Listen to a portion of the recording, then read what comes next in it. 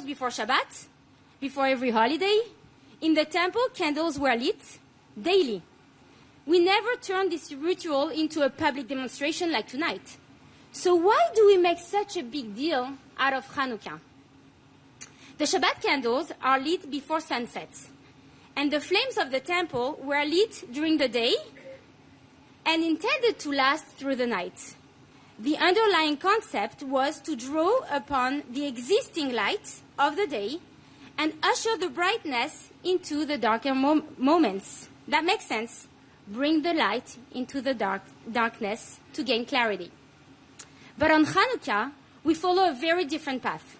We wait for night to fall before we light the candles.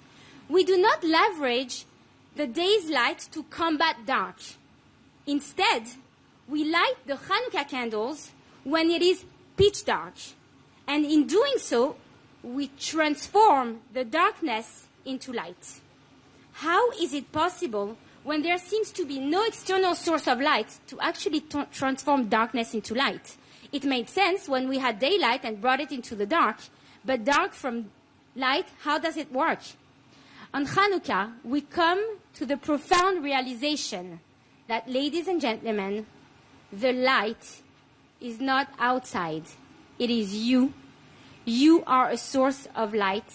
Yes, I repeat, each and every one of us are a source of light. Within the heart and soul of each of us resides an eternal cruse of pure oil, undamaged, wholesome, and holy. Sometimes it's too small to be seen. Sometimes it is buried, out of sight, but it is always, always there. Our job, even when surrounded by profound obscurity and thick darkness, is to dig deep inside and rescue this internal source of light. From this pure oil, that single first flame, we can in turn ignite an infinite number of other flames. Yes, we make a big deal out of the Hanukkah lights because it reminds us of our power and our duty to transform darkness into light. How relevant is it today? I don't know about you guys, but sometimes it feels quite dark, right? Sometimes it feels that the thickness of this obscurity is just too much. In the tragic situations we see unfolding, we're dancing in a nova on Simchat Torah or lighting a Hanukkah candle on the beach becomes a risk to our own very lives. We choose to be actors, not victims. We choose to create the situation, not to be passive about it. Just like the famous oil, we are called to rise above, transcend, withstand, overcome it with joy. When darkness prevails, then we will be the light ourselves. Respectfully, I said it, respectfully, be unapologetic, be a Jew with chutzpah, respectfully, but be a Jew with chutzpah. Be a proud and public Jew.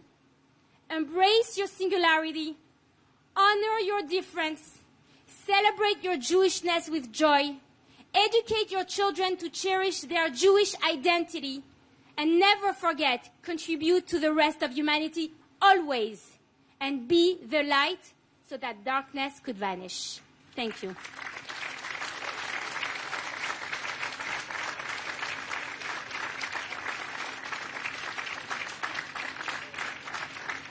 Well, this beautiful ceremony would have never been possible without the determination and dedication of Avita Will, EJCC Director, and my dear husband.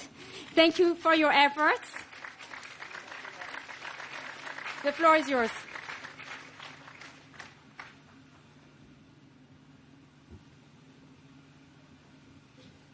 Thank you, Nechama. President von der Leyen, thank you for making Euro Hanukkah a key celebration with your distinguished presence, with your light. It truly means a lot to us. And thank you for your leadership. Rabbi Margolin, Israeli ambassador, Excellencies, dear friends, this Hanukkah I wish to make a personal dedication in memory of my dear friend, Rabbi Eli Schlanger from Bondi Beach, Sydney. As we used to say to one another when we were students, L'chaim to you, Eli. Thank you for the kindness and humanity you brought into the world. We will continue your work and carry your flame forward with your sweetness and your smile. As we light the menorah tonight, you are with us in our thoughts and in our hearts.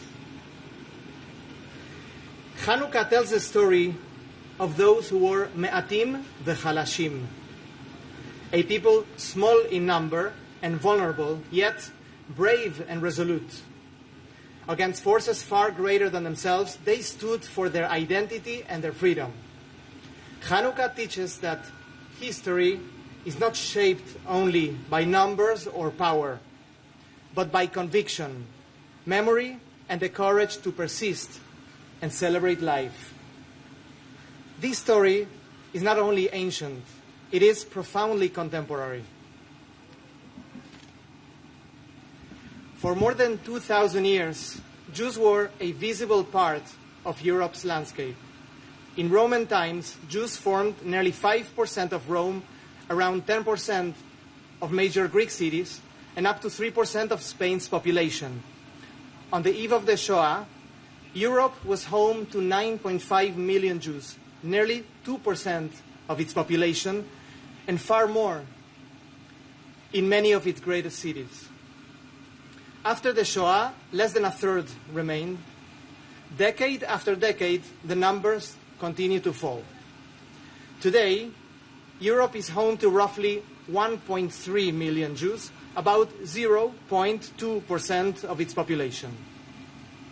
This is the unprecedented smallest Jewish presence Europe has known in 2 millennia.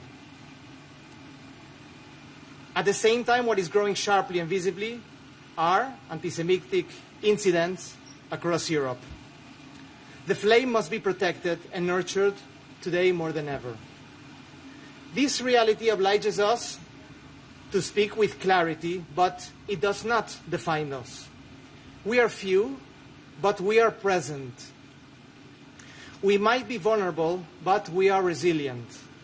And we carry something that cannot be diminished, the capacity to bring light. In Jewish tradition, light is not abstract. It is created through action and even some friction. Each act of kindness, each mitzvah, each neighborly gesture, each commitment to dialogue becomes a flame. And together these flames can change the narrative. This is why we say today in confidence, yes, there will be a future for Jewish life in Europe. Not as a promise made by others, but as a commitment we ourselves uphold. Through engagement, openness, joy, and pride, it is in this spirit that we are establishing the European House of Jewish Culture here within the living circle of Europe's institutions near the Berlaymont.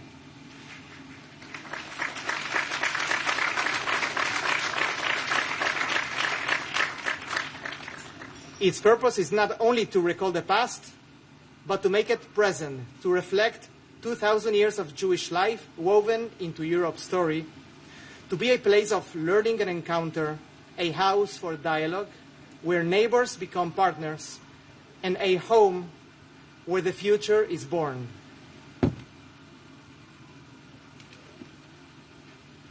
And yes, there is a future for Europe, a union of peace, dignity, and shared values. Together, we can continue to build a Europe that is free, democratic, and faithful to its heritage and its soul.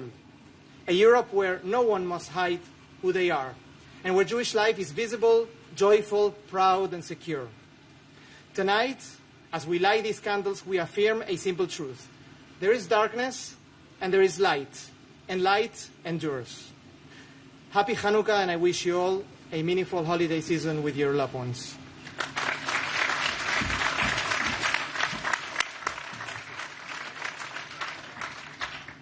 Thank you very much, Avi. I hope you heard well, right? The European House of Jewish Culture, right? Okay, stay tuned. Something really cool is happening. I have the honor of inviting Mrs. Ursula von der Leyen, who has already made history as the first ever president of the European Commission to light the Euro menorah. President, your presence at our side is profoundly meaningful. Thank you for being here. The floor is yours.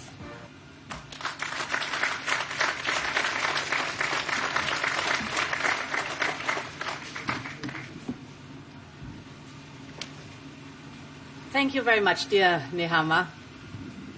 Cher Bourgmestre, Rabbi Tavil, Rabbi Marjolin, thank you for inviting me.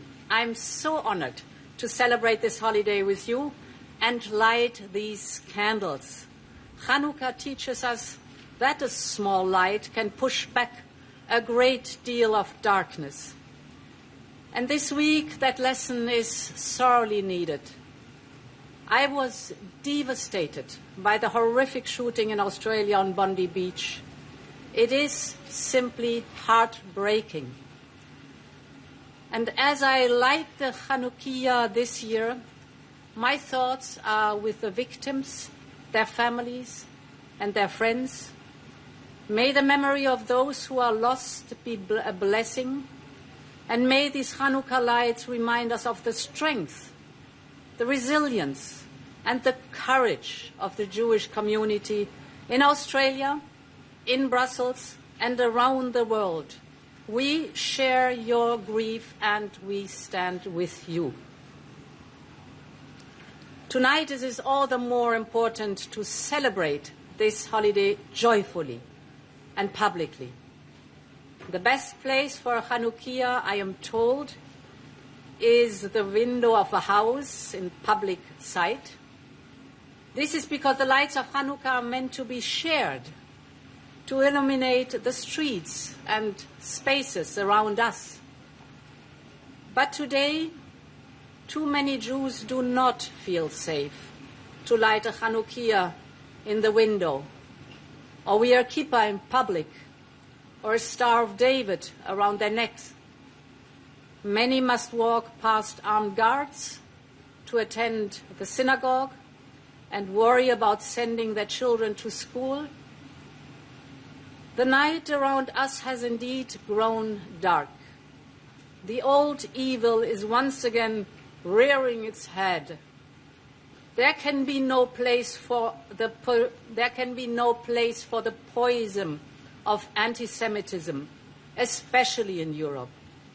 Because freedom of worship, freedom of speech, freedom from fear, these are fundamental to our European Union. And today, this is our responsibility.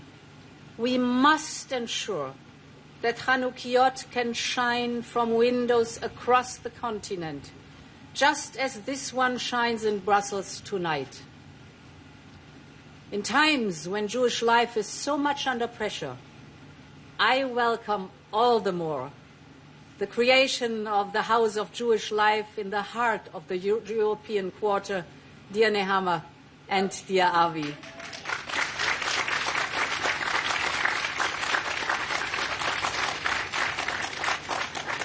Because let me be very clear, Jewish history is European history. Jewish culture is European culture. And Jewish life must be able to flourish for Europe to flourish fully. This is something which is enshrined in our European Union. And this work starts with safety and security, particularly for places of worship. Our union provides ongoing support for security at synagogues and other religious sites, but more must be done to bring all communities to the same level of preparedness. So we will continue to invest in practical protection measures because, my dear friends, praying should be a matter of belief, not an act of bravery. We are also working to fight anti-Semitic speech online. with a dedicated network of trusted flaggers. We need to do more to prevent online manipulation of young people and vulnerable groups. And this is why next month we will launch new measures to prevent and counter radicalization and anti-Semitic narratives so that hate no longer festers and spreads. Safety measures like these are the first necessary steps. But we must go further. Hanukkah teaches us that when darkness gathers, we light the candle. This is true today. One of the strongest antidotes to anti-Semitism is a bright, thriving Jewish community. One of the strongest antidotes is this Jewish community to be present, to be seen.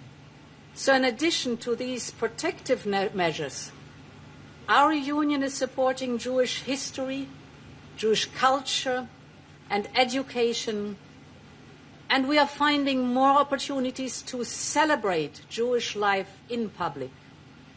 The last time I joined you at this ceremony, I made a promise. I made the promise that we would establish a prize to celebrate Jewish cultural heritage and its central role in shaping European identity. Well, tonight I'm glad to say that in 2026 we will announce the first winner of the Simon Weil Prize for European Jewish Cultural Heritage.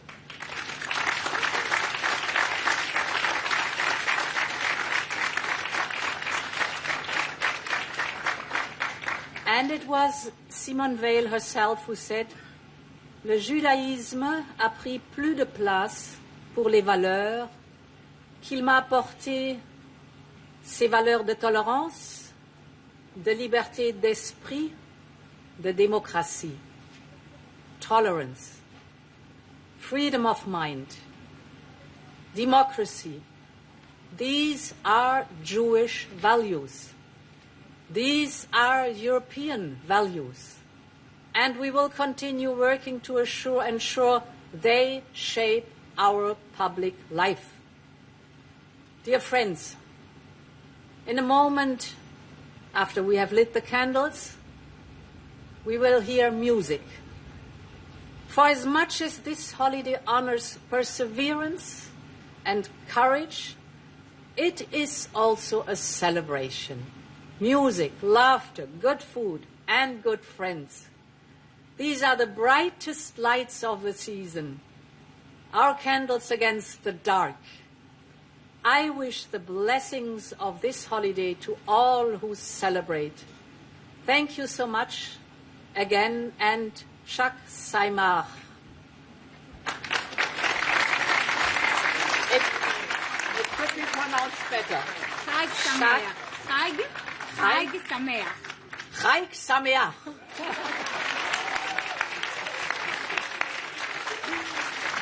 Thank you. Hanukkah falls in the season of gifts, right? So several years ago, in this exact place, you received your own menorah, and you lit it in your office. Yes. We remember that, and we were very touched. So this year, we wanted to give you something meaningful and original, and it's our children who are going to be giving it to you. Les enfants, pouvez venir. Venez par là, Avi and Menachem, if we can get some help, because it's quite precious.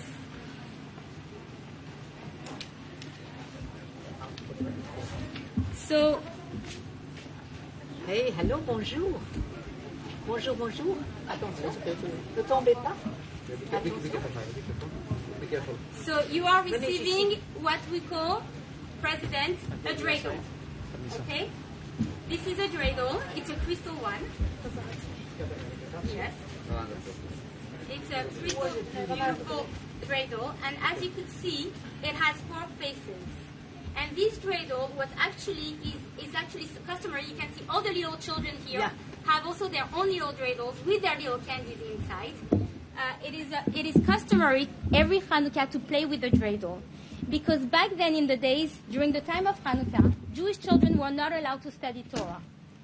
And they were still studying Torah, but when they were seen, they were faking that they are playing dreidels. So now the dreidel on Hanukkah has 4 faces, and it has 4 Hebrew letters for Nes Gadol Haya Sham, meaning a great miracle happened there. And what we want is a great miracle to happen here. Yes. So we're giving it to you. You're so right. Thank you. So these are the children who come to the Sunday school, and they wanted to take a picture with you. So this is Lilith.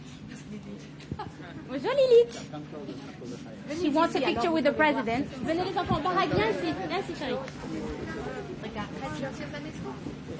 Barak, viens par là, chérie. Venez, venez. Venez par là. Viens, Lilith. Viens par ici. Très bien. On va prendre une belle photo. Vous savez, Madame van der Leyen, elle a 7 enfants. Elle n'a pas du tout peur de vous. Venez par là. Regardez par ici. I have to show this one. Ah, yeah, you have your own. Thank you. Les enfants montraient, regardez. Ça c'est joli. Et qu'est-ce qu'il y a là-dedans? C'est beaucoup plus gourmand. C'est des bons verres. Ah, génial.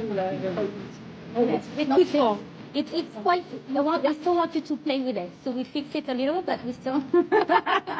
Thank you so much. Mrs. President, thank you. Chag Sameach. Thank you for being here. Chag Sameach. So, we're going to go this way. I think it's time to light.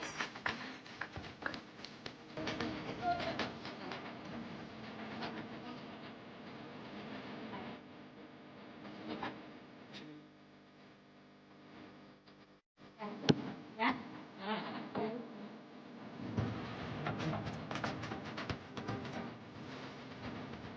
We'll be lighting soon. This is what President said.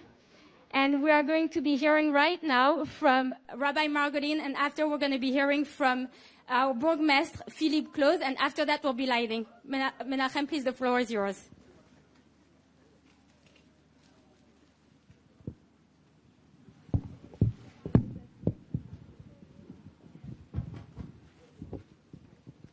Madam President of the European Commission, Excellencies, Mayor, Ambassador of Israel, Mr. Boucher, ladies and gentlemen.